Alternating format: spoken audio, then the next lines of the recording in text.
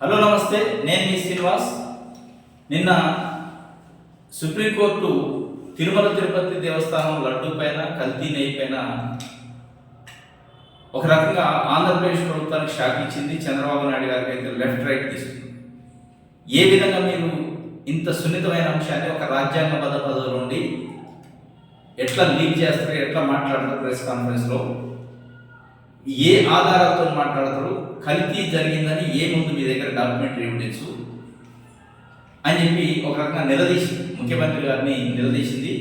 అడిగిన సుప్రీంకోర్టు అడిగిన క్వశ్చన్స్కి, ప్రశ్నలకి కనీసం ప్రభుత్వం తరఫున పాల్గొన్న అడ్వకేట్ సమాధానం చెప్పలేని పరిస్థితిలో ఉంది. అది జరిగిందన్న ఈరోజు తెలుగుదేశం పార్టీ నాయకులు కానీ, ముఖ్యమంత్రి చంద్రబాబు నాయుడు గారు కానీ దానిపైన కిమ్మని అన్నారు. దానిపైన కనీసం స్పందన లేదు, వివరణ లేదు. కానీ విచిత్రంగా తెలుగుదేశం పార్టీకి అలయన్స్ పార్టీలైన బీజేపీ పార్టీ అధ్యక్షులు పురంధరేశ్వరి ఇచ్చారు, దానిపైన వివరణ.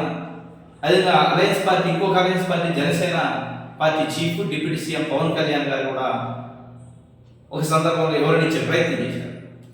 అసలు ఎవరైతే ముఖ్యమంత్రి ఉన్నారో, ఎవరినైతే సుప్రీంకోర్టు అక్షంతలు వేసిందో ఆయన మాట్లాడారు. ముఖ్యమంత్రి చంద్రబాబు నాయుడు గారు కానీ ఆయన పార్టీకి సంబంధించి పురంధరేశ్వరి గారు అయితే ఒక అడుగు ముందుకేసి సుప్రీంకోర్టు జడ్జి అట్లా మాట్లాడటం సబబు కాదు అని సుప్రీంకోర్టును కూడా వ్యతిరేకించేటట్టు మాట్లాడారు. చంద్రబాబు నాయుడు గారు ఒక రాజ్యాంగబద్ధమైన పదవిలో ముఖ్యమంత్రిగా ఉన్న ఆయన ఏదైనా మాట్లాడచ్చు, సుప్రీంకోర్టు ఎట్లా ప్రశ్నిస్తుంది చంద్రబాబు నాయుడు గారిని ఆమె ఒక అడుగు ముందుకేసి కోర్టునే ప్రశ్నించే పరిస్థితికి వచ్చింది. మరి అదే మాట చంద్రబాబు నాయుడు గారు కానీ అటు తెలుగుదేశం పార్టీ శ్రేణులు ఎవరు మాట్లాడలేదు. వాళ్ళు కిమ్మని సైలెంట్ అయిపోయారు. ఒక రకంగా డిఫెన్స్లో పడ్డారు. చంద్రబాబు నాయుడు గారి పైన ఒక ఇమేజ్ డ్యామేజ్ అయిందా ప్రజల్లో, హిందువులలో? 5 కోట్ల మంది ఆంధ్రప్రదేశ్ ప్రజలు కాకుండా ప్రపంచవ్యాప్తంగా ఉన్న హిందూ సమాజంలో చంద్రబాబు నాయుడు గారి ఇమేజ్ డ్యామేజ్ అయిందా? అనవసరంగా తొందరపడ్డా? సుప్రీంకోర్టు వ్యాఖ్యలతోని చాలా దారుణమైన నెగిటివ్ ఇంపాక్ట్ మూటగట్టుకోవాల్సి వచ్చిందని వాళ్ళు అంటే అనుకొని మరి సైలెంట్గా ఉంటారు తెలియదు. కానీ వీళ్ళు ఉలిక్కి పడతారు, ఇటు బీజేపీ అన్నట్టు జనసేన పార్టీ ఆమె ఒక అడుగు ముందు కేసు ఎట్లా అన్నది, అట్లా ఎట్లా అంటారు జడ్జిని నిలదీసిన పరిస్థితి. ఇక పవన్ కళ్యాణ్ గారు అయితే ఆయన ఈరోజు తిరుమల పర్యటన పోయి తిరుమలలో దర్శనానికి రేపు చేసుకోవడానికి, ఆ సందర్భంలో విలేకరులు చిట్చాట్లు అడిగిన దానికి చంద్రబాబు నాయుడు గారు ఉన్న విషయాలే అన్నాడు. ఏది ఉన్న విషయాలు? ఆయనకున్న సమాచారం ప్రకారం మాట్లాడిండు అంటాడు. మరి ఆ సమాచారం ఇచ్చారు, తప్పుడు సమాచారం. మరి ఆ సమాచారం ప్రకారం మాట్లాడితే అది ఎందుకు సుప్రీంకోర్టు చెప్పలే? ఏ సమాచారం ఎవరు ఇచ్చారు, ఎవరు చెప్పారు కల్తీ జరిగింది?